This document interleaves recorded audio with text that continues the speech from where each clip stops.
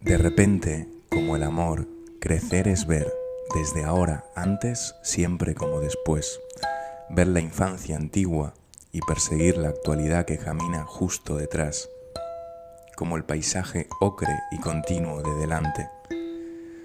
La lluvia también es así la lluvia, cayendo querrá volver y volviendo querrá caer. Así es como es, no es cuando es, no está ya casi lloviendo cuando empieza a llover.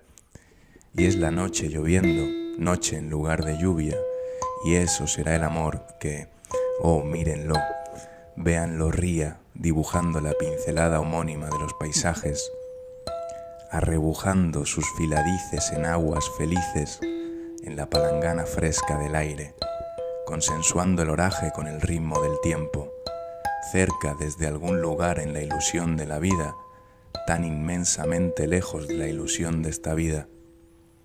Así mírenlo, líquido y nuestro, derramado entre las carmíneas manos de su plébea alcurnia, derretido en todo sí y no del ácido sino, tan divino y sin embargo.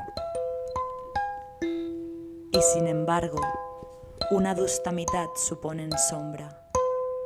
Aquel jardín de lluvia que era nuestro, ahora salvaje y descolgado por la sangre de las moras, engalana tu partida con el derramar de mi presencia.